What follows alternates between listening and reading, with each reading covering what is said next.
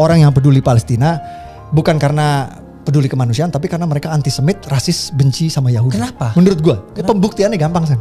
Reason, Gaza itu penjara terbuka. Mereka apa pernah membahas bahwa Israel itu terpaksa bangun dinding itu karena untuk mencegah serangkaian teror bom itu? Pernah nggak dibahas di sini? Apa sebenarnya biang kerok yang selalu menggagalkan pendirian negara Palestina? Bukan Israel, namanya Hamas.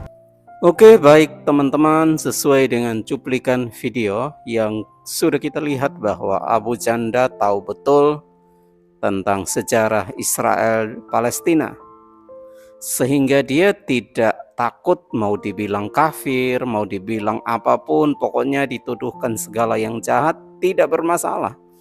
Dia rela dan tampil depan untuk membela umat Kristen di Indonesia, bahkan keadilan dan kebenaran yang terjadi khususnya di Israel dan Palestina yang sedang kacau atau sedang berperang. Abu Janda juga yang selalu menyuarakan keadilan di bangsa ini, yang selalu dikatakan berkeadilan sosial, tetapi kenyataannya tidak adil. Dia selalu mengkritisi Menteri Luar Negeri yang kalau tampil di luar negeri itu wow, seolah-olah wah mantap sekali. Tetapi matanya tertutup terhadap bangsanya sendiri, penindasan-penindasan yang terjadi. Penindasan di bangsa ini bukan hanya melibatkan warga biasa, tokoh agama dan sebagainya, tetapi sudah melibatkan pemerintah. Ada juga sudah beberapa pendeta yang dipenjarakan karena ulah oknum gubernur yang fanatik, yang tidak nasionalis, yang intoleran, ya. Itu sudah ada. Nah, untuk itu Abu Janda menjelaskan dengan sangat jelas tentang Palestina Israel. Harapannya adalah orang-orang yang suka berdemo di Indonesia, mari lihat video ini dan cermati dengan baik-baik. Harus buka hati, rela untuk menerima fakta yang sebenarnya terjadi di Israel dan Palestina. Nah, seperti apa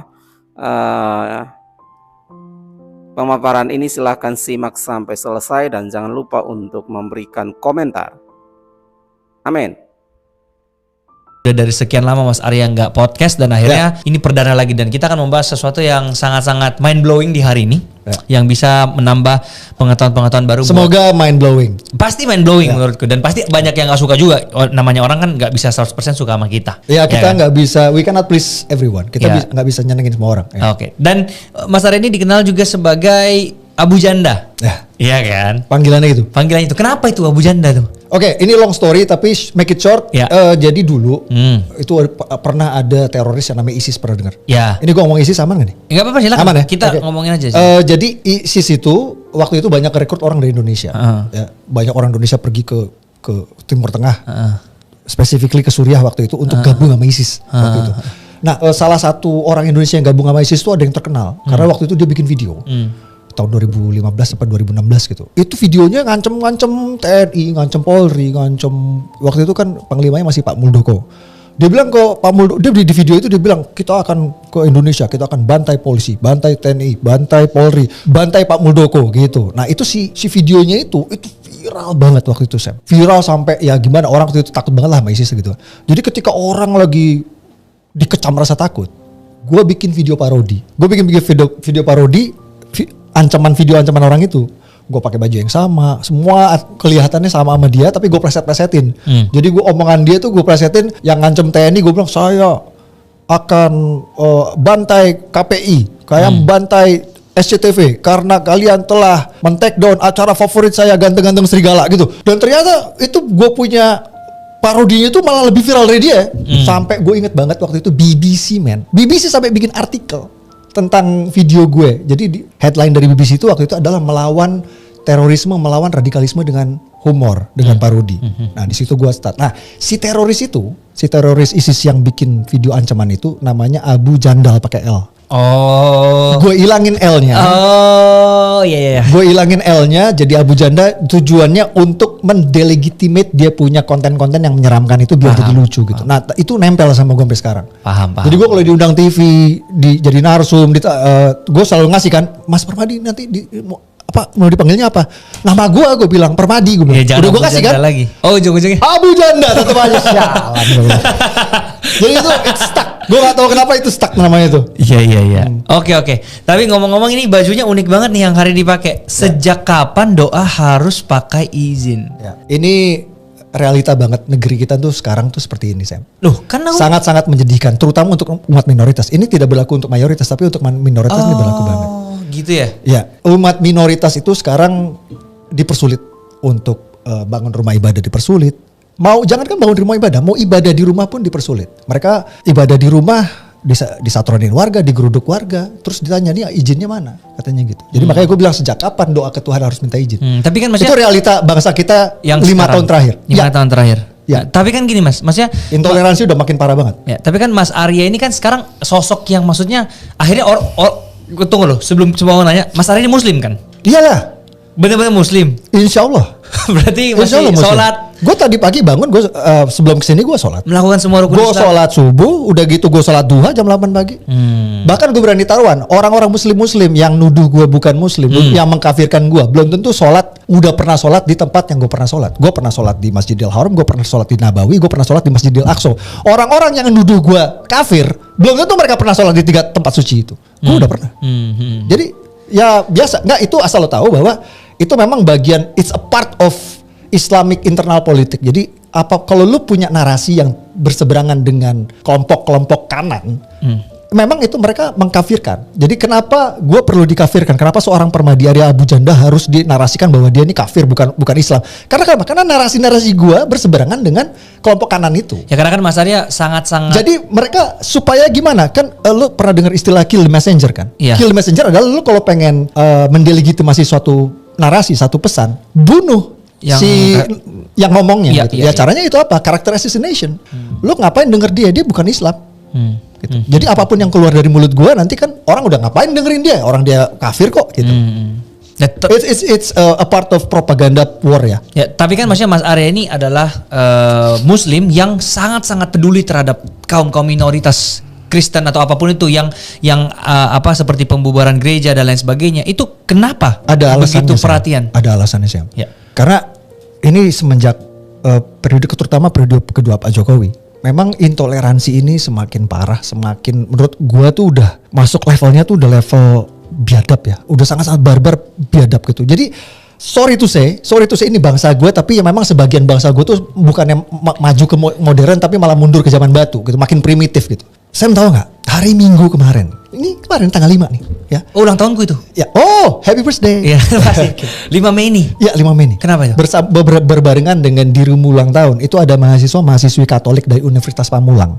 Itu mereka lagi ibadah di kosan mereka ya, di tempat tinggal mereka. Ya, orang Kristen ibadah ya, nyanyi-nyanyi kan.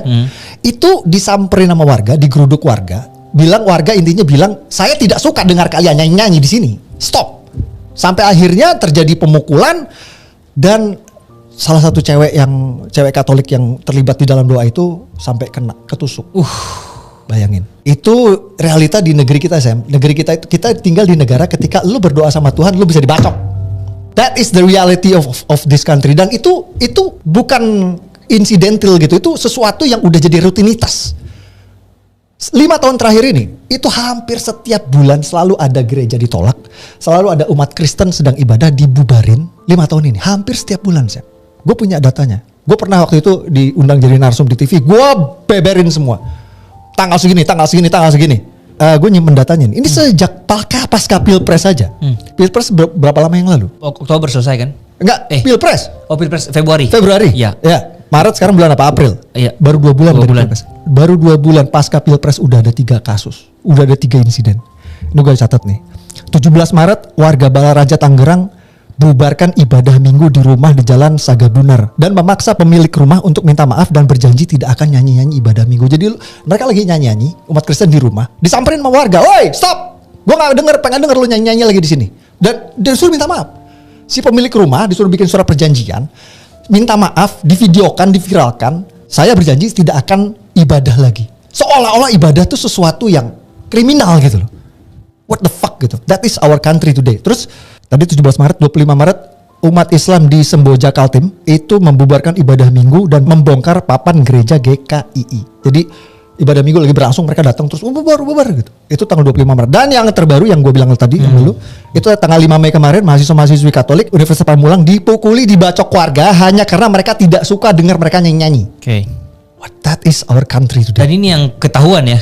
Ya memang kita nih tinggal di era media sosial ini, memang apa-apa tuh lebih ketahuan ya. Mungkin dulu pun ada, cuman karena kita waktu itu belum era medsos, jadi nggak viral lah gitu. Jadi ini yang viral. Ya ini maksudnya ini yang viral. Belum ini, kan belum yang nggak viral. Bisa aja lebih tapi kita nggak tahu. Belum yang nggak viral. Oke. Tapi kalau pantauan gua, monitor gua itu hampir sebulan sekali pasti ada kasus di berbeda lokasi di seluruh wilayah Indonesia, kecuali timur ya. Timur agak lebih bagus lah toleransi daripada wilayah barat. Oke. Jadi gitu loh Sam. Kita tuh tinggal di negara yang fobia terhadap ibadah umat Kristen tuh segitu parahnya gitu. Kalau lo tanya kenapa gue orang Islam, kenapa gue peduli? Ya itu gue jelas, gue sebagai Muslim tentu gue prihatin. Karena kenapa? Karena intoleransi kayak gitu, itu merusak citra Islam agama gue, Sam. Yang pertama kali jelek ketika ada orang Islam ngebubarin gereja, ketika ada orang Islam ngebubarin ibadah umat Kristen, agama gue, Sam. Betul. So, itu orang-orang, maaf ya, itu orang-orang goblok, mereka tuh gak pernah kepikiran ke situ gitu loh. Ketika mereka memperlakukan agama mereka sendiri seperti itu. Itu alasannya kenapa gue peduli. Oke. Makanya waktu gue pernah di TV, gue pernah diundang terakhir ke TV, gue bilang sama TV, gue keras, gue ngomong, gue bilang, gak pantes lah kita tuh protes-protes sama penindasan Zionis. Sementara di negeri sendiri, kita masih jadi Zionis, menindas umat Kristen, gue bilang gitu. Itu keras banget gue ngomong. Dan itu viral banget ya? Konyol kalau menurut gue, itu viral banget. Gue bilang konyol. Lu protes-protes, wah, protes penjajahan. Di sini lu jadi penjajah. Oke. Kita ngomongin tentang Zionis nih sekarang Mas, karena udah masuk ke sini tiba-tiba kan, dan ya salah satu konten yang paling viralnya Mas Arya kan tentang Israel Palestina ini kan? Ya. Benar kan? Jadi gue tuh 2019 tuh gue pergi ke Israel. Ya. Gue waktu itu gue melacak salah satu tentara Arab Muslim. Jadi gue temuin Instagramnya, terus gue DM, gue bilang, gue boleh nggak ke Israel gue wawancara lo? Oh boleh, dia oke. Oke. Gue terbang ke Israel, gue temuin dia, gue wawancara. Jadi si Arab, dia seorang Arab dan Muslim. Oke. Yang jadi tentara Israel. Itu konten viral banget Sam. Viral banget tuh konten waktu itu. Jadi dia bilang di wawancara gue, ya bukan kayak podcast kayak gini lah. Wawancara bener-bener yang generik banget gitu. Ya kan, nggak pakai clip on gitu, bener generik banget, suaranya yang noise gitu. Gue bilang, kita itu bukan sedang memerangi Palestina, kata dia. Ini dia ngomong. Kita sedang memerangi organisasi teroris Hamas yang mencatut nama Islam dan mencatut nama Palestina. Oh, oke. Padahal Hamas itu tidak mewakili Islam dan tidak mewakili Palestina. Itu yang ngomong dia ya, bukan gue ya ngomong. Boleh cek jejak digitalnya, masih banyak gitu. Itu yang ngomong Arab Muslim di sono. Dan faktanya, ini banyak orang Indonesia nggak tahu. Faktanya di militer Israel itu Sam, itu banyak banget tentara Arab Muslim. Jadi bodoh sekali orang Indonesia itu yang, maaf ya, banyak orang Indonesia yang masih dibodohi sama narasi bahwa yang terjadi konflik Israel Palestina itu adalah perang Islam melawan Yahudi. That is so fucking stupid, sorry. Gitu loh. Sementara di tentara Israel itu banyak Arab Muslim. Dan waktu itu, selain itu gue juga waktu itu pergi ke Palestina itu ibu kotanya tuh ada di kota Ramallah namanya, di tepi barat, di West Bank. Itu gue ada pergi ke sono, itu juga videonya masih ada, lo bisa cek jejak digitalnya. Gue random, gue stop itu Arab Palestina itu, gue stop, are you Muslim? Yes, are you Muslim? Can I ask you? Gue tanya, tahu apa yang dia bilang? Dia bilang, ini Arab Muslim Palestina yang ngomong, yang kerok konflik dan perang itu Hamas di Gaza. Kita, Arab Palestina di tepi barat, kita tuh pengen damai kok. Kita pengen hidup damai berdampingan dengan Israel.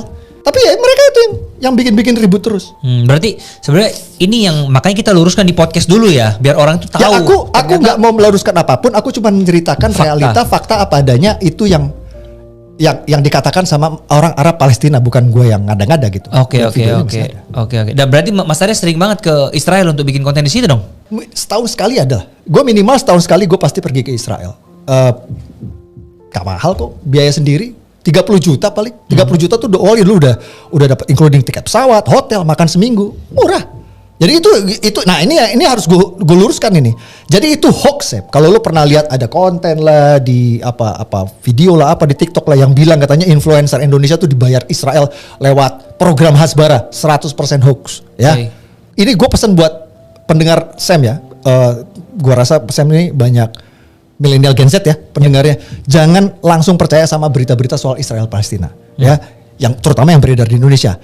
Sebagian besar hoax. Bahkan gue sangat menyayangkan bahkan media-media besar mainstream pun sering ikut memberitakan hoax. Gue kasih contoh. Okay. Contohnya nih, tahun 2021 Sam, waktu itu heboh banget. Ini jauh sebelum terjadi perang 7 Oktober. Tahun 2021 itu heboh berita. Seluruh media besar di Indonesia ngeberitain dengan headline tentara Israel menyerbu Masjid Aqsa. Semua media besar di Indonesia headline-nya kayak gitu. Okay. Tahu gak Sam? Padahal fakta lapangannya. Fakta lapangannya itu ada perusuh masuk ke masjid, bawa batu, bawa petasan, udah gitu mereka sengaja dari dalam masjid ngelemparin polisi Israel, nembakin polisi Israel pakai petasan. Yang akhirnya mau nggak mau, tentara Israel terpaksa masuk ke masjid itu untuk nangkepin para perusuh. Itu yang terjadi sebenarnya. Itu yang sebenarnya terjadi. Tapi tahu apa yang terjadi? Headline media besar di sini cuman menulis tentara Israel menyerbu Masjid Aqsa. Bagian perusuhnya ditulis gak? Kagak. Ini maksud gue ini banyak sekali. Sorry to say, ini bukti bahwa memang pemberitaan atau framing media sekalipun di Indonesia itu banyak yang bias. Lebih ke antisemit, mereka memframing segala sesuatu tuh didasarkan rasisme benci sama Yahudi menurut gue. Nah itu fakta-fakta ini Mas Red dapat dari mana nih? Yang kayak tadi tahu ternyata ada dari dalam lempar keluar dan lain sebagainya. Ya kan media kan sumber bahan banyak gitu loh. Sorry to say, dia sekarang kalau kayak media aja ya. Media nih sebelum ada Indonesia, lo tau gak media tertua di Indonesia apa? Media tertua di dunia lo tau gak apa? New York Times. Coba gue tanya. Very correct. New York Times, orang nyangkanya mungkin CNN, BBC. No. Salah satu kantor berita tertua di Indonesia itu adalah New York Times. Dan New York Times itu terkenal sangat-sangat objektif dalam pemberitaan. Mereka nggak bias atau pro Barat, pro Timur, no. Pro Israel pun no. Jadi gue tuh pakai sumber referensi ya itu kan yang netral itu. Yang netral itu. Terus lu pakai Al Jazeera. Nah, ini sayangnya media-media besar di Indonesia ini udah yang Al Jazeera banget yang udah hater Israel banget gitu. Nah, tapi kenapa Mas Arya tertarik banget sama konflik Israel Palestina sih? Oke. Saya udah pernah ke Israel, Bang. Belum. Tapi mau banget sih. Kalau boleh gue tanya, lu agama lu apa? Gue Kristen. Apalagi lu Kristen. Tapi gue takut. Gue saranin. Sekarang memang udah agak beda karena agak beda. Tapi moga-moga ini perang nggak bertahan lama. Tapi gue cuma pengen bilang, Sam, kalau lu Kristen you have to go there. Karena karena itu salah satu tempat suci yang holy place yang signifikan buat kalian umat Kristen lah. Iya. Jadi kalau lu ke sono tuh, Sam, itu ada Old City namanya. Itu kayak kota tua Jerusalem. Iya. Itu tempat sangat-sangat berbakala banget. Di tempat itu lu tuh bisa lihat batu yang diyakini di batu itu tuh Nabi Ibrahim tuh dulu. Abraham in your version, Abraham itu pernah mau nyembelih anaknya di batu itu. Oh, si Ishak. Ya kalau versi lu Ishak, versi gue Ismail. Iya. Ya. Oke. Batunya ada. Oke. Exist dari zaman Nabi Ibrahim sampai hari ini tuh masih ada, lu bisa lihat tuh batu. Disitulah Nabi Ibrahim itu diyakini pernah mau nyembelih Ishak atau Ismail. Ya. Terus di situ juga ada Bait Suci. Bait Suci itu adalah waktu itu Nabi Musa, pernah dengar Moses kan? Iya. Ketika dia bawa Israelit bangsa Yahudi dari Exodus itu, dari perbudakan di Mesir dia bawa ke Israel itu. Betul. Itu dia mendirikan Bait Suci atau sinagog rumah ibadah Yahudi pertama. Iya, tahu. Itu ada istilahnya Bait Suci. Itulah reruntuhannya. Sisanya itulah yang sekarang jadi tembok ratapan itu. Tembok ratapan itu adalah dinding bagian yang dulunya itu adalah sinagog, rumah ibadah suci agama Yahudi yang dibangun oleh Moses. Oke. Lu bisa kebayang nggak betapa tuanya itu tempat? Iya. Lo kalau jalan-jalan di nanti kalau lo punya ada gambaran nanti lo bisa di YouTube banyak tuh yang kayak apa walker gitu ya. Itu jadi kalau lo jalan di jalan di kota tua itu, lo tuh bisa jalan di tempat dulu nih Yesus ini pernah lewat sini gitu. Iya. Dulu Yesus ini pernah apa namanya? Sermon, pernah khotbah di sini. Itulah ngegambarin betapa tuanya itu tempat.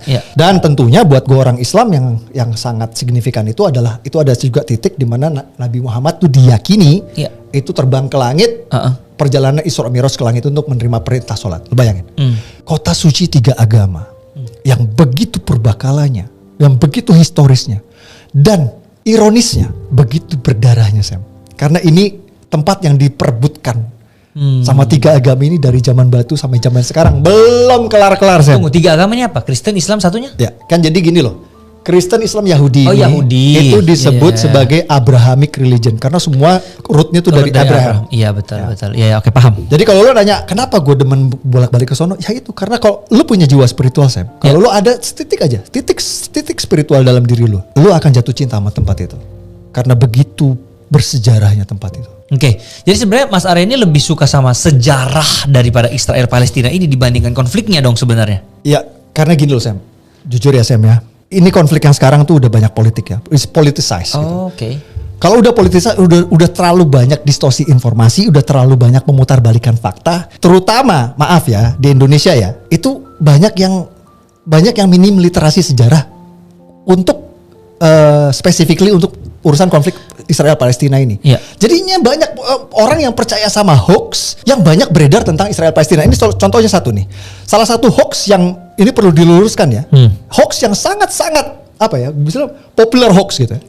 Hoax yang sangat-sangat populer. Palestina nih rasanya kayak gini. Palestina adalah negara Arab pertama yang mengakui kemerdekaan Indonesia. 100% hoax gue bilang. Palestina adalah Negara Arab pertama yang mengakui kemerdekaan Indonesia itu 100% hoax. Nih denger ya. Kalau milenial Gen Z, be careful what you read out there. Itu a lot of hoax out there. Itu hoax. Kenapa? Karena waktu Indonesia merdeka tahun 1945 belum ada negara Palestina, Sam. Jadi waktu itu yang terjadi waktu itu adalah memang Pak Karno waktu itu untuk merdeka itu agar diakui PBB, Pak Karno perlu pengakuan dari negara lain. Jadi waktu itu Pak Karno ngirim delegasi Kiai Haji Agus Salim untuk mendapatkan pengakuan dari negara-negara Arab yang waktu itu akhirnya Mesir setuju. Oke, lo datang sini. Pergilah delegasi Kiai Haji Agus Salim ke Mesir untuk minta tanda tangan pengakuan kemerdekaan karena itu perlu untuk pengakuan PBB. That is what happened. Jadi Mesir adalah negara pertama Arab yang mengakui kemerdekaan Indonesia. Nah, ketika Kiai Haji Agus Salim lagi di Mesir, ketemulah sama Mufti Palestina. Mufti Palestina tuh kayak ya pemuka agama dari Palestina lah. Oh, Palestina udah berdiri nih akhirnya? Belum, dia lagi ngumpet. Mufti Palestina itu lagi ngumpet di Mesir karena dia di buronan dikejar-kejar sama Inggris karena dia tuh anteknya Hitler Nazi. Itulah foto, itulah yang dipelintir kemana-mana seolah-olah, wah ini ada Mufti Palestina ketemu Agus Salim, berarti ini negara Palestina mendukung kemerdekaan Indonesia. No. Padahal bahkan negaranya belum ada. Nggak ada. Ini contoh lagi kedua nih yang menurut saya ini perlu diluruskan. Ini very important ya. Ini banyak sekali beredar narasi terutama sejak penolakan timnas Israel dan gagalnya Pildun kemarin. Katanya jadi opini yang beredar itu adalah bahwa segala sesuatu yang berbau Israel itu melanggar konstitusi. Oke. Nah, konstitusi kita UUD 45 kita itu never mention anything about Israel. Gak ada. Jadi UUD 45 kita cuma beruji gini, Sam. Kemerdekaan adalah hak segala bangsa dan penjajahan di muka bumi harus dihapuskan. That's it. Gak nyebut-nyebut Israel. Ini dicocok logi dengan konflik Israel Palestina. Dicocok logi. Karena bagi mereka dipaksakan narasinya ke situ karena ya mungkin ada kebencian sama Israel, bahkan sampai dibawa-bawa ke olahraga segala. Menolak timnas Israel, sorry to say nih Sam, gue bilang nih sekarang, nolak timnas Israel tuh menurut gue udah murni rasisme, anti Yahudi. Gak ada kaitannya sama konstitusi itu. Mungkin ini ya. Kan bagi mereka penjajahan di muka bumi harus dihapuskan. Dia merasa bahwa Israel sedang menjajah. Ya nih. Karena, nah itu dia makanya gue bilang itu cocok logi. Kenapa? Karena gue harus explain nih. Ini penting sekali untuk di-explain ke generasi muda sekarang bahwa kalian itu memang harus harus literasi sejarah ditingkatin lah. Tahu sejarahnya dulu lah ya. Harus tingkatin literasi sejarah. Jadi kenapa gue bilang itu cocok logi. Kalau lo menggunakan narasi di UUD 45 ke konflik Israel Palestina itu cocok logi. Karena kenapa? Karena narasi Israel jajah Palestina. Itu opini, Sam, bukan fakta, Sam. Itu opini, bukan fakta. Gimana? Faktanya, gue jelasin sekarang nih ya. Ini penting sekali. Faktanya, negara Israel itu didirikan bukan di atas tanah Palestina. Negara Israel itu didirikan. Jadi kan salah narasinya yang beredar. Kenapa Israel jajah Palestina? Karena Israel itu didirikan di atas di atas tanah Palestina. That is wrong. Wrong. Israel itu didirikan di atas tanah Ottoman Turki. Ya. Jadi dulu itu tidak ada this is fact ya, denger ya, ini fakta. Dulu itu tidak ada negara Palestina, tidak ada bangsa Palestina. Yang ada waktu itu di sana adalah negara Ottoman Turki. Ottoman Turki. Gue ulang nih, ini fakta. Oke. Ya, jadi yang dipakai, tanah yang dipakai untuk mendirikan negara Israel itu negara milik Ottoman Turki, bukan milik Palestina. Ini fakta, ya. Jadi ceritanya gini, Sam. Dulu waktu itu Perang Dunia ke-1 pernah dengar? Ya. Itu sebelum yang Perang Dunia Kedua. Perang Dunia ke-1 itu perang salah satunya adalah Ottoman Turki yang terlibat waktu itu. Yang sekarang jadi Turki ini. Siapa? Erdogan itu. Itu kan dulu masih kekhalifahan. Masih bentuknya masih kayak dinasti Islam lah gitu ya. Kekhalifahan Islam gitu. Ya, itu Ottoman Turki kalah perang sama Inggris di Perang Dunia ke-1. Lalu sebagian besar wilayahnya, sebagian wilayahnya itu diserahkan sama Inggris sebagai pampasan perang. Jadi yang kalah nyerahin ke yang menang gitu kan. Inggris ambil lah tuh wilayah, jadi punya Inggris. Nah, Inggris nih wilayah yang diambil dari Ottoman Turki jadi milik Inggris ini, disitulah Inggris mendirikan Israel yang bertahan sampai sekarang. Oh, Inggris itu yang menjajah Israel awalnya? No. Israel belum ada waktu itu. Oh, Israel belum ada. Lo harus paham ya. Dulu negara-negara yang Arab yang ada sekarang, Qatar, UAE, Saudi, apalagi Yordania, Iran, Irak, itu nggak ada dulu, Sam. Dulu nggak ada. Dulu yang ada cuma satu, Ottoman Turki. Semua dari mulai Yaman sampai padang pasir Saudi, sampai yang sekarang jadi Saudi, sampai UAE, sampai Qatar, sampai Yerusalem, termasuk Israel Palestina sekarang, itu semua satu negara. Namanya Ottoman Turki. Ya, biar jelas ya. Nah, jadi di tanah bekas Ottoman Turki ini didirikanlah negara Israel. Didirikanlah negara Israel di atas tanah Ottoman Turki ini. Lalu itu disahkan oleh PBB. Pertanyaan gue, menjajah Palestinanya di mana? Nah, terus Palestina muncul dari mana? Nah, itu nih. Nah, ini jadi ini gue harus lurusin dulu. Ini gue akan ulas sedetail-detailnya ini sejarah nih. Jadi gini, narasi Israel dalam kutip ya. Narasi Israel yang lu sering dengar sekarang itu didirikan di tanah Palestina itu baru ada tahun 80-an. Itu diciptakan oleh orang namanya Yasser Arafat. Dia itu pemimpin PLO, organisasi pembebasan Palestina. Jadi dulu, sekali lagi, faktanya dulu itu tidak ada negara Palestina, tidak ada bangsa Palestina, yang ada negara Ottoman Turki. Dan Israel didirikan dari tanah milik Ottoman Turki. Bukan. Nanti akan gue jelasin lagi lebih detail lagi. Yang penting gue pesan buat kalian pendengar podcast Sam ini yang Gen Z dan milenial, please riset sejarah. Jangan percaya apa aja seperti yang kalian baca selama ini. Ya berarti penting banget untuk mereka tahu sejarah dulu lah ya. Kalau pengen punya interest sama konflik Israel Palestina, penting sekali kita harus tahu sejarahnya dulu. Ya, pertanyaan lo yang tadi itu bagus, Tem. Jadi sejak kapan sih sebenarnya ini diopinikan Palestina ini? Israel ini menjajah Palestina ya? Ya, ini listen to me. I'm going to give you a historical fact. Ini sejarah ya. Fakta sejarah yang akan blow your mind gitu. Lo tau nggak? Yang menggagalkan Palestina merdeka itu, yang selama ini diopinikan itu Israel, itu faktanya bukan. Yang menggagalkan kemerdekaan Palestina, berdirinya negara Palestina, itu adalah negara-negara Arab, Sam.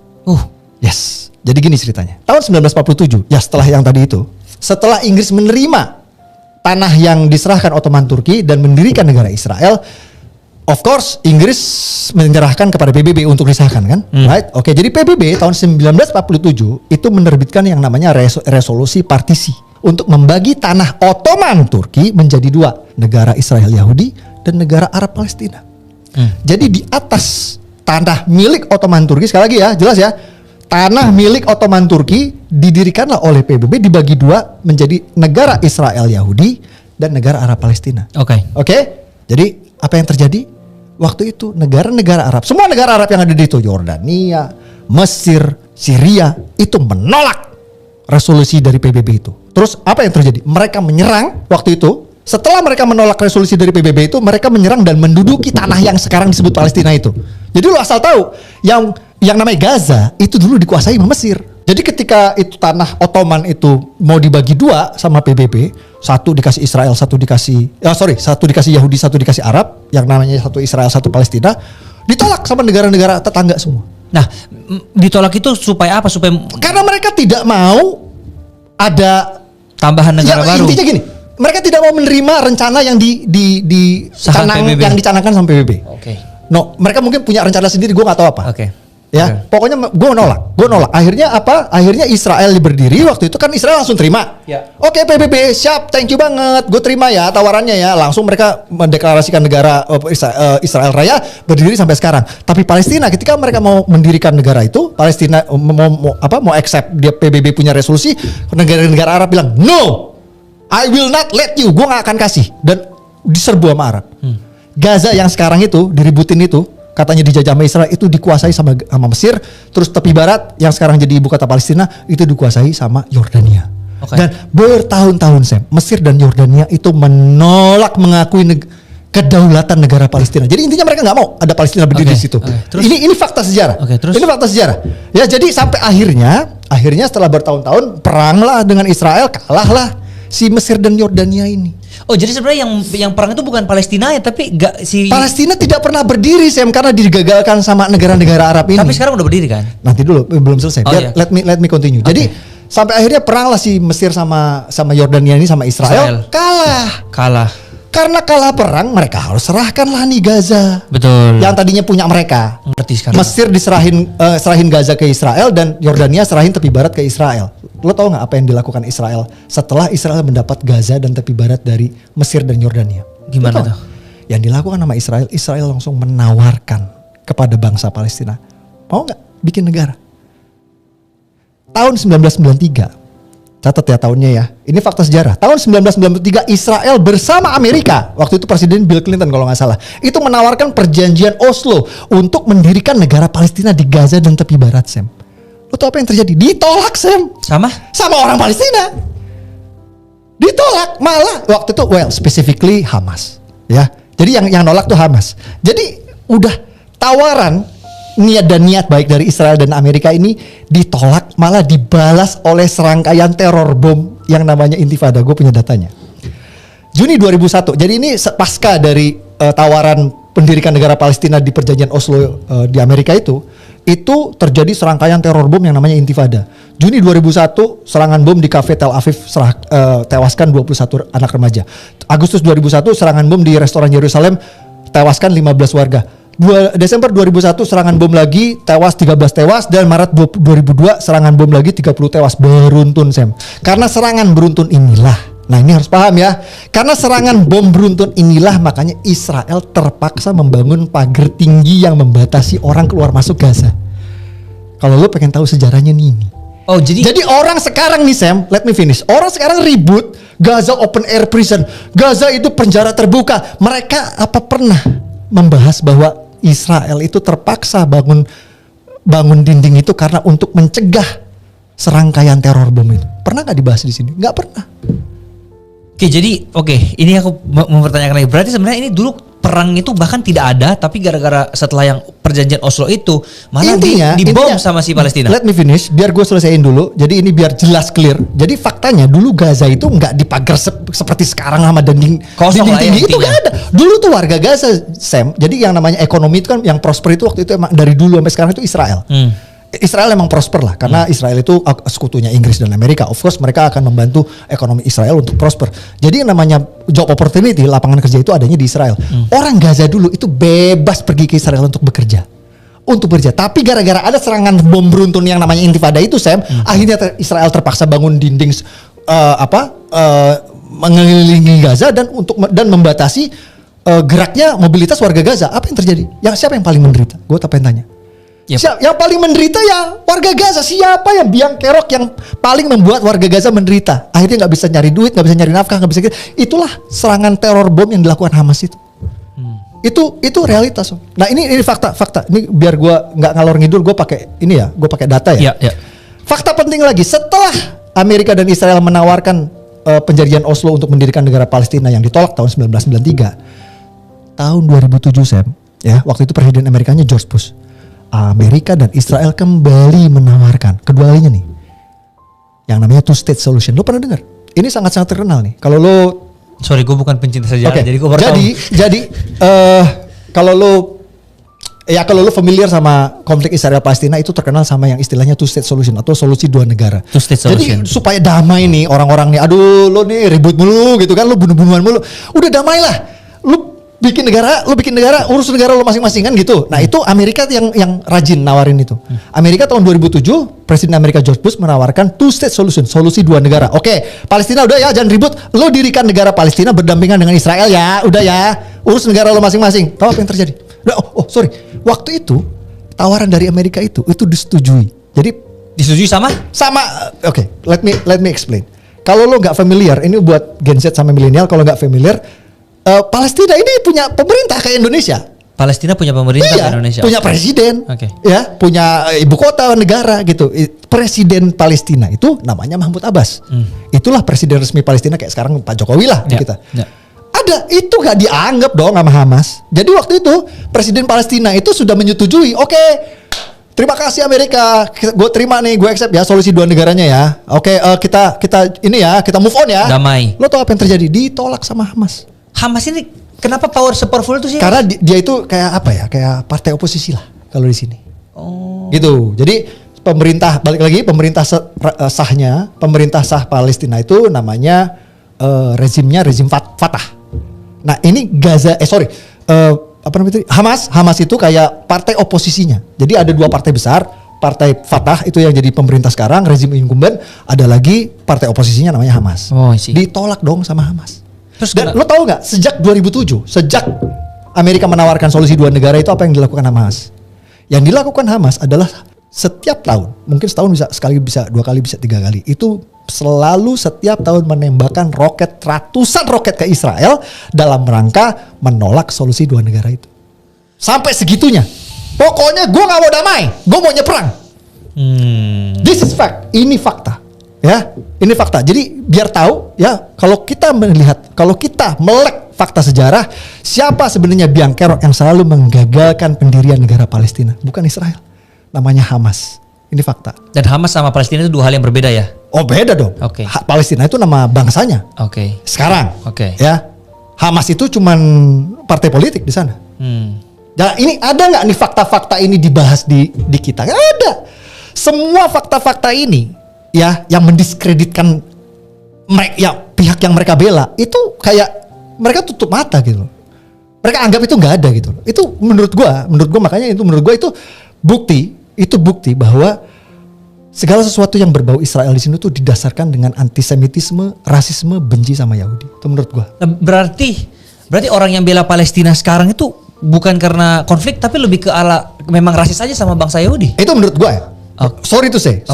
Menurut gua banyak orang yang peduli Palestina bukan karena peduli kemanusiaan, tapi karena mereka antisemit, rasis, benci sama Yahudi. Kenapa? Menurut gua, pembuktiannya gampang San. Gue bisa ngebuktiin di sini gampang. 30.000 sipil tewas di Gaza. Sejak 7 Oktober dibom sama Israel. Tunggu, Gaza ini punyanya Palestina dong? Gue jelasin ya. Jadi Palestina itu ada 2 provinsi, satu provinsi tepi barat, satu provinsi Gaza. Nah, si Gaza ini dikuasai sama oposisi tadi yang gue bilang partai oposisi yang namanya Hamas. Kalau pemerintah resminya, pemerintah sahnya itulah di Fatah, ada di tepi barat. Anyway, gue turut berduka cita sejak insiden penyerangan Israel oleh Hamas 7 Oktober itu. Israel gencar ngebom Gaza karena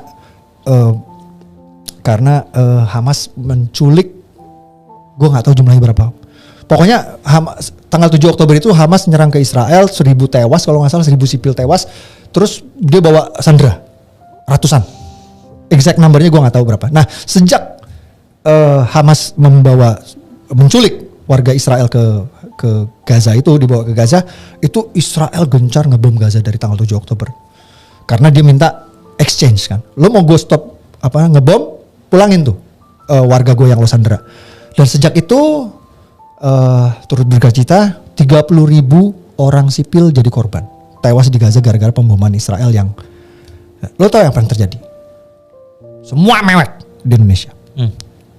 Semua mewek bareng-bareng menangisi 30.000 sipil yang tewas. Ya, pasang emoji semangka. Influencer ramai-ramai galang donasi, pengajian sholat jamaah, bikin doa bersama, membela Palestina, doain Palestina, kutuk Israel. Betul. Sam juga tahu lah. Ya sekarang Sam pernah dengar yang namanya Yaman nggak? Negara Yaman? Oh iya tahu. Pernah dong. Iya. Oke, negara Yaman ini salah satu negara di Arab lah. Negara Yaman ini Sam, jauh sebelum 7 Oktober. sebelum acak-acakan di Gaza ini, mereka udah acak-acakan duluan. Asal Sam tahu, Yaman itu perang sama Arab Saudi. Oke, Arab Saudi itu melakukan carpet bombing juga seperti Israel ngebom Gaza. Kayak gitu juga, ngebom, pokoknya bom indiscriminately lah. Arab Saudi. Lo tau yang tewas, warga sipil yang tewas di Yaman berapa? 400.000 Sam. 400.000 Muslim tewas dibom sama Arab Saudi. Fakta ini. Tahun berapa nih? Ini still going on sampai today. Mungkin startnya mungkin udah 3 tahun 4 tahun lah. Gue gak tahu pastinya kapan startnya, tapi udah still going on till today. Sampai hari ini udah 400.000 warga sipil tewas dibom Arab Saudi. 10 kali lipat di Gaza. Sekarang ada nggak rame-rame mewek di sini, mewekin Muslim yang tewas dibom sama Arab Saudi di Yaman? Gak ada. Ada gak influencer di Indonesia ramai-ramai galang donasi untuk Muslim yang 400.000 Muslim yang tewas di Yaman? Nggak ada. Ada gak pengajian-pengajian sholat jamaah, bikin doa bersama, doain Muslim di Yaman dan kutuk Arab Saudi? Nggak ada Sam. Lo tau kenapa? Karena yang ngebomnya Arab. Kalau yang ngebomnya Arab, mau jutaan Muslim mati di bom Arab, gak akan ada yang peduli. Tapi satu Muslim mati di bom sama Israel, mewek, kejang-kejang kelojotan berjamaah. Ya itu bukti menurut gua. Mereka bukan peduli kemanusiaan. Mereka cuma rasis benci Yahudi aja. Kalau memang mereka peduli kemanusiaan, harusnya tidak ada double standar dong. Harusnya mereka akan peduli sama Muslim Yaman yang dibom Arab Saudi seperti mereka peduli sama. Kalau dari medianya mungkin, maksudnya siapa tahu berita yang enggak ada. Kan kita bisa lihat di media sosial dong, cukup. Dengan kehingar-bingar keriuhan di media sosial pun kita bisa cukup memantau itu. Enggak ada. Tapi kok nggak pernah muncul di FYP ini yang semua Yaman? Makanya lo aja nggak tahu kan, gue bilang nggak tahu ini fakta yang benar-benar. Exactly my point is. Itu justru menguatkan poin gue bahwa lo aja nggak pernah dengar. Gue nggak pernah tahu tentang Yaman. Padahal yang tewas 10 kali lipat. Kok bisa ya? Cuman masalahnya yang ngebomnya Arab. Yang ngebunuh Muslim di Yaman itu 400.000, yang 10 kali lipat di Gaza itu Arab. Coba yang ngebunuhnya Yahudi, pasti rame, pasti mewek, pasti pasang semangka, pasti influencer rame-rame galang donasi. Itu faktanya, realitanya. Menurut gue mereka sebenarnya bukan peduli kemanusiaan, mereka cuma rasis aja, benci aja sama Yahudi, makanya kayak gitu. Nah terus akhirnya sekarang jadi boykot, maksudnya karena mereka nggak ada. Mana ada ini yang rame-rame boykot nih, yang lagi rame-rame boykot nih? Ada nggak boykot produk-produk Saudi ketika mereka ngebunuh Muslim Yaman? Nggak ada. Dia boykotnya produk Israel kan, yang sekarang yang lagi viral banget. Bahkan nih Sam, sorry nih Sam ya, mereka ini yang lagi Sam tahu nih kan, boykot McDonald, KFC segala. Gue nggak apa nyebut merek sini. Iya ya. Nggak apa-apa. Karena diduga katanya restoran-restoran, gerai-gerai restoran itu pro Israel. Iya. Itu konyol menurut gue Sam. Sorry tuh saya. Nih sorry tuh saya ya. Gue maaf nih gue ngomong nih. Gimana? Menurut gue aksi boykot itu tolol sih. Tolol itu. Kenapa gue bilang ketolol? Karena sorry ya, orang-orang tolol yang sekarang ribut boykot itu, otak mereka tuh tidak pernah nggak pernah sanggup untuk mencerna bahwa ketika kalau resto yang diboykot itu sampai tutup gara-gara sepi, yang jadi korban itu adalah pegawai Muslim saudara kita sendiri. Gak pernah nyampe otak mereka tuh untuk mikir sampai situ. Kalau sampai resto ditutup Sam, ya itu kasirnya, waiternya, OB-nya, ya notabene Muslim semua loh. Jadi kita ngomong Indonesia lah ya. Jadi kita ngomong di Indonesia nih. Indonesia, ya. Kalau sampai resto yang diboykot di Indonesia, yang kita udah tahu lah merek-mereknya itu sampai tutup gara-gara sepi lah katakanlah. Itu nanti OB-nya, waiternya, kasirnya, ya, yang notabene semua Muslim, itu yang bakal kehilangan pekerjaan Sam. Ini padahal kan, itu yang bakal nggak bisa ngasih makan anak istrinya nanti. Padahal kan kayak McD, KFC itu kan banyak banget cabangnya. Iya, nggak. Itu di Malaysia itu gue kemarin tuh baru 2 hari lalu tuh baru ada berita di Malaysia itu 10 gerai KFC itu baru tutup. Lo bayangin 10 itu kalau nggak salah ya, kalau nggak salah 10 apa 100 gitu gue lupa. Pokoknya anyway itu lo bayangin kalau ketika gerai restoran waralaba gitu tutup, itu kan pasti banyak banget yang kena imbas kan. Selain of course pegawainya dirumahkan, yang tadinya dapat gaji dia nggak dapat gaji, terus belum lagi supplier vendornya segala macam itu semua kena semua. Mereka ada nggak orang Israel orang Yahudi di situ? Gak ada. Orang Muslim semua. WNI lagi. Ya itu kan yang udah ditutup di Malaysia. Oh iya. Kalau ini seumpamanya ini terjadi di Indonesia. Iya. Ya. Sekarang gue pengen tanya, itu tukang-tukang boykot ya, yang nge-boykot resto-resto waralaba itu mikirin nggak kalau sampai misalnya ini ada waiter di PHK gara-gara restonya harus tutup, gara-gara sepi, gara-gara diboykot, terus dia pulang nggak bisa beliin anaknya susu, anaknya nangis minta susu tapi dia nggak punya duit untuk beliin susu karena udah di PHK. Sekarang gue pengen tanya, itu orang-orang yang boykot bakal mikirin tuh waiter yang orang Muslim itu nggak? Bakal nggak mikirin? Kagak, gue jamin. Dan lebih konyolnya lagi, apa coba pengaruhnya boykot resto di sini ke Israel? Nol, Sam. Kagak ada pengaruh sama sekali ke Israel. Tidak mengganggu ekonomi Israel. Israel tetap ngebom Gaza. Israel tetap memerangi Gaza, memerangi Hamas. Apa pengaruhnya? Yang kena pengaruh itu cuma satu, yaitu lihat tuh gue bilang tadi, karyawan Muslim yang kerja di resto waralaba itu. Jadi susah, jadi melarat, jadi sengsara, kagak bisa ngasih makan anak istri. Apa itu namanya kalau bukan tolol? Sorry to say. Mereka protes Israel ngebunuh orang Palestina, tapi sambil mereka membunuh rezeki saudara Muslimnya sendiri. Itu alasannya kenapa gue bilang mereka tolol. Oke. Nah, tapi kan pemikiran ini nggak tahu juga pemikiran dan alasan mereka kenapa boykot ya. Tapi kan ada yang bilang kayak ya ini kata solidaritas. Ini solidaritas dan kesadaran katanya. Iya, solidaritas ke siapa? Mereka tuh sebenarnya orang mana sih? Orang Palestina. Kenapa nggak mereka tinggal di Palestina aja udah, ganti warga negara? Kalau mereka orang Indonesia, mereka harusnya memikirkan orang Indonesia dulu daripada orang Palestina, bener dong? Yang kerja di KFC, jadi waiter, jadi OB, jadi kasir. Ada nggak orang Israel, orang Yahudi? Kagak ada, Sam. Orang Indonesia semua dan Muslim lagi agamanya. Terakhir yang Starbucks yang foto itu di. Ya itulah, ya itu dia termasuk kena imbas dari. Tapi kalau itu dia pejabat kalau nggak salah anggota DPRD itu gue sih nggak terlalu mikirin lah gitu. Yang gue pikirin itu si siapa? Yang itu pegawai-pegawai dari resto waralaba ini. Lo pikir mereka orang-orang kaya? Orang-orang susah, Sam. Gaji berapa sih UMR? Cuman maksudku dia bisa bold move gitu loh, dia foto Starbucks gitu kan, artinya dia kan gak ikut dalam movement boykot ini, ya kan? Sampai dia bisa foto dan upload itu kan artinya dia berani gitu. Ya memang alhamdulillahnya Muslim juga masih banyak yang waras di Indonesia ini. Jadi nggak semuanya itu ikut-ikutan lah, ikut-ikutan hype ngeboykot gitu. Ya mungkin ya banyak juga Muslim yang kayak gue pikirannya waras. Wah kalau gue boykot kasihan pegawai Muslimnya nanti kan gitu. Waras namanya itu. Alhamdulillah berarti itu indikator bahwa Muslim waras masih banyak, nggak semuanya tolol. Nah kampus-kampus di Amerika tapi kita ngomongnya sekarang banyak banget yang bawa bendera semangka dan taruh dan mereka mendukung bela Palestina. Itu gimana pandangan Mas Arya? Itu 2 hari lalu tuh gue baru baca berita. Itu DPRAS tuh, Sam, DPR Amerika tuh. Ya. Kalau istilah mereka tuh apa sih namanya? Kongres ya. DPR Amerika tuh baru mesahkan undang-undang untuk melarang tindakan antisemit, melarang rasis benci sama Yahudi. Jadi kalau lu antisemit, lu rasis ke Yahudi, lu bisa ditangkap sama polisi. Gue sih setuju sama pemerintah Amerika itu. Maksud gue setuju dengan kebijakan mereka mengeluarkan undang-undang itu. Karena kenapa? Karena nggak di sini, nggak di sana, di Amerika juga sama.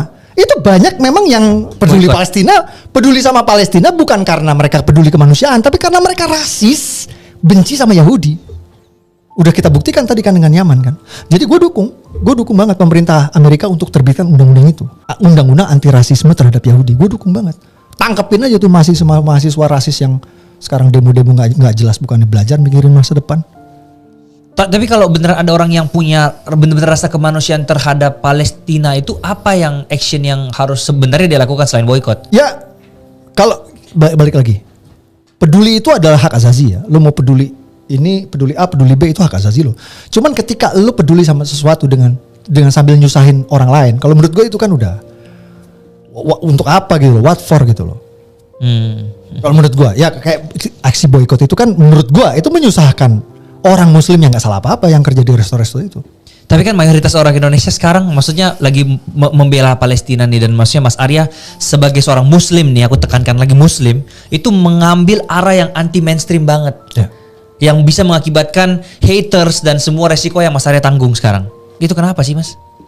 Jadi gini ya, ini supaya clear ya. Justru saya nih sebagai Muslim Sam, saya tuh lagi mengamalkan apa yang Al-Quran kitab suci saya ajarkan kepada saya. Jadi ada satu surat Al-Quran, surat Al-Maidah ayat 8 itu berbunyinya gini.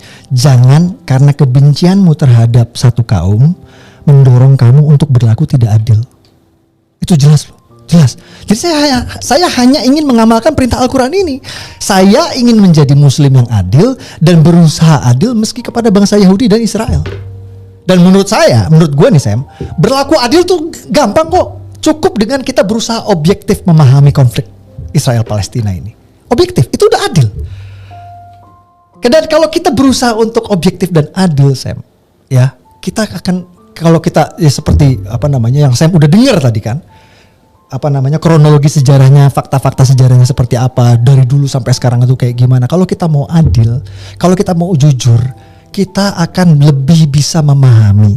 Tidak akan ada negara yang bisa mentoleransi serangan teror bom dan serangan roket selama bertahun-tahun. Kalau Indonesia, Sam, kalau Indonesia diserang bom sama roket bertahun-tahun oleh tetangga, gue yakin Indonesia juga akan membangun pagar untuk apa namanya, untuk mencegah teroris tetangga untuk nyerang kita. Pasti akan melakukan hal yang sama. Jadi sekali lagi kalau kita pahami sejarahnya, kalau kita mau adil, kalau kita pahami sejarahnya, siapa sih sebenarnya yang biang kerok, yang menggagalkan perdamaian di sana? Seperti yang gue dijelasin tadi. Tawaran damai demi tawaran damai selalu ditolak. Selalu ditolak. Sama Hamas ya, kita sama garis Hamas. bawah sih. Specifically Hamas. PBB tawarkan mendirikan negara Palestina tahun 1947 ditolak. Amerika dan Israel tawarkan lagi dirikan negara Palestina tahun 1993 ditolak. Amerika dan Israel tawarkan lagi solusi dua negara tahun 2007 ditolak lagi. Sekarang semua diputar balikan seolah-olah Amerika, PBB dan Israel yang jahat. Padahal semua tawaran dan niat baik mereka dari dulu selalu ditolak. Dan gak cuma nolak, mereka malah membalas itu, tawaran dan niat baik itu dibalas dengan serangan bom, serangan roket. Sekarang gimana? Kalau lu jadi Israel gimana? Ini udah gue tawarin udah mayo, lu malah ditembak roket. Kira-kira lu gimana sih? Gue pikir sih kalau kita mau apa namanya objektif gitu ya, gue pikir ya semua negara pasti punya hak lah untuk bela diri, membela dirinya. Menurut gue itu kalau lo pengen adil. Ya. Jadi itu secara sejarah kita udah tahu sekarang bahwa ternyata kronologinya seperti itu. Ya. Tapi kan akhirnya sekarang Iran sampai ikut membantu Palestina dan akhirnya kemarin tembakan drone dan akhirnya dibalas juga oleh Israel. Akhirnya ini bisa memicu perang dunia ketiga dong. Oke, Sam perlu tahu kalau mungkin Sam anak-anak Gen Z sama milenial belum terlalu melek sama geopolitik di Timur Tengah ya. Jadi Iran ini adalah apa namanya negara yang terkenal, Sam, yang punya kemampuan intelijen yang sangat canggih. Iran ini, dan Iran ini historisnya, track recordnya itu dia memang lebih senang terlibat di konflik secara spionase diam-diam dari belakang, bukan perang terang-terangan. Bukan, itu memang bukan gayanya Iran. Satu itu, yang kedua pemimpin Iran itu Ayatollah Khamenei itu, gue rasa dia adalah orang yang waras dan bijak, kita bisa lihat lah. Gue yakin pemimpin Iran adalah orang waras dan bijak yang tidak akan membawa dunia ini ke perang dunia ketiga dengan nyerang langsung Israel. Itu kedua, 2 poin. Balik lagi, perlu diketahui adalah Iran itu punya historis sejarah selalu terlibat dalam konflik secara spionase, secara diam-diam. Waktu perang saudara di Suriah, Sam kalau tahu itu pernah ada perang saudara di Suriah itu Iran itu diam-diam membantu pemerintah Suriah untuk melawan pemberontak. Jadi waktu itu ada perang saudara, ada pemberontak mau ngegulingin pemerintah sahnya itu Bashar al-Assad itu. Jadi Iran tuh diam-diam ngebantu. Jadi mereka nggak turun terang-terangan, itu diam-diam gitu ngebantuin dari belakang lah, backing lah dari belakang. Terus Iran juga membantu pemerintah Irak menumpas ISIS karena waktu itu kan ISIS menguasai Irak. Dan yang kita tahu juga Irak juga mungkin pernah dengar Hizbullah. Hizbullah itu adalah milisi di Lebanon yang memang sering nyerang Israel. Itu juga backingnya Iran, jadi yang supply senjatanya Iran. Nah ini memang gayanya Iran. Dan gue yakin Iran sampai kapanpun akan terus pakai cara-cara intelijen ini. Mereka tidak akan nyerang Israel secara terang-terangan. Jadi mereka akan selalu pakai perang, istilahnya perang proksi, perang pakai kaki tangan.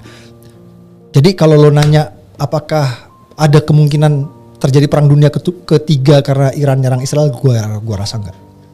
Tapi menurut Mas Rene bakal ada gak perang dunia ketiga? Ya itu dia, kalau perang dunia ketiganya mulainya dari Ukraina mungkin. Gue lebih khawatir Perancis itu kan punya negara-negara boneka kalau Inggris itu kan punya Commonwealth, right? Kalau Perancis juga punya. Perancis itu punya negara-negara kayak Commonwealth Inggris gitu ya, negara-negara ya mantan jajahannya Perancis. Setelah itu di Afrika semua. Nah ini sekarang mereka tuh lagi konflik itu. Jadi pemerintah-pemerintah yang tadinya ramah sama Prancis sebagai induk semang itu pada digulingin semua, dikudeta semua sama kudeta-kudeta militer gitu. Dan ternyata ini Rusia ini ada di belakang.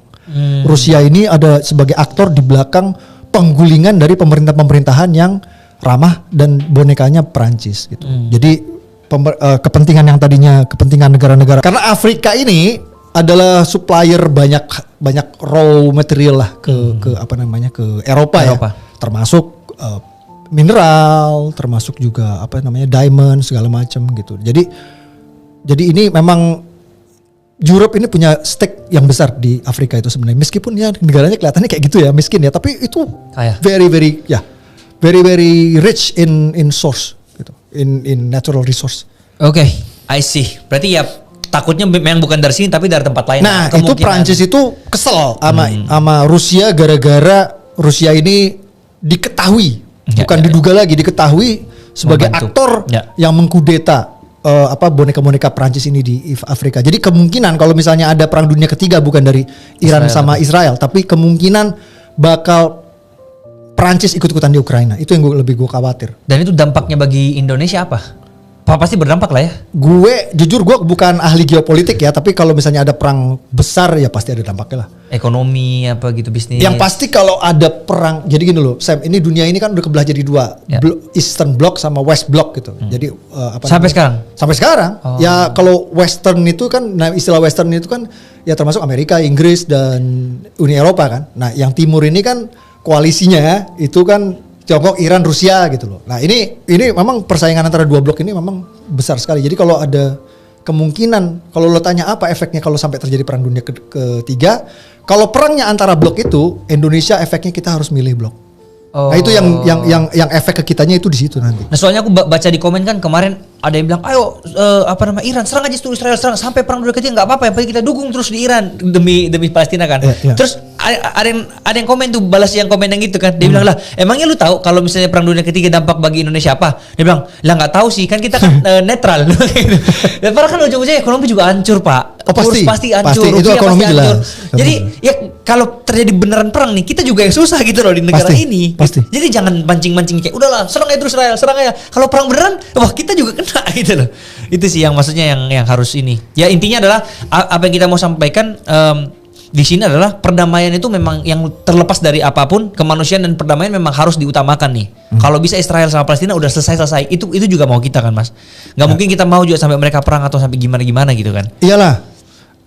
Kalau orang yang average people like us gitu, kita punya keluarga, kita punya karir di kantor, kita kan nggak pengen macam-macam, ada neko-neko di hidup lah, yang penting dunia berjalan dengan aman, tentram, terus kita urusan segala lancar kan itu. Nah itu kan kalau sampai ada perang apalagi sebesar itu, itu semua upside down jelas. Bener.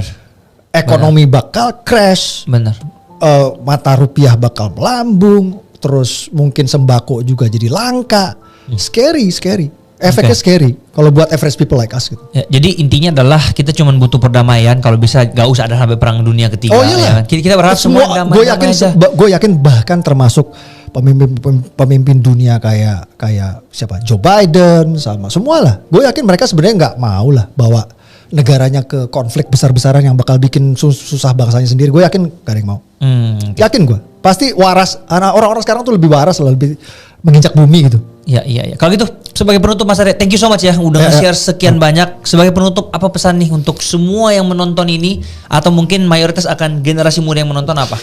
Oke, jadi karena Sam ini banyak milenial Gen Z yang yang dengar podcastnya, jadi gue pesannya cuma itu. Pokoknya untuk milenial Gen Z, kalian jangan seperti kita ya Gen Y dan Boomer. Kalian harus lebih melek sejarah, jangan minim literasi sejarah. Jangan percaya apapun yang kalian baca soal konflik Israel Palestina, riset sendiri, baca kronologi sejarahnya biar kalian paham. Karena tidak bisa memahami konflik Israel Palestina tanpa memahami sejarahnya. Itu pesan dari gue, pelajari sejarahnya. Kalian akan tahu siapa sebenarnya yang sering menawarin damai dan siapa yang nolak. Ya luar biasa, kita ucapkan terima kasih sebanyak-banyaknya kepada Abu Janda yang selalu luar biasa, tidak seiman tetapi di dalam hatinya ada kasih Kristus yang luar biasa. Apa yang dia buat itu adalah perbuatan yang berdasarkan kasih Kristus yang diajarkan kepada kita, yaitu tidak membenci, ya berkata apa adanya, menyuarakan kebenaran, membela yang lemah, membela minoritas. Itu yang diajarkan Yesus. Itulah sebabnya kita berdoa apapun agama daripada Abu Janda, tetapi kiranya Roh Kudus menyertainya, Kita berdoa supaya Tuhan menyertai dia dimanapun berada, keluarga dan kesibukannya selalu diberkati oleh Tuhan.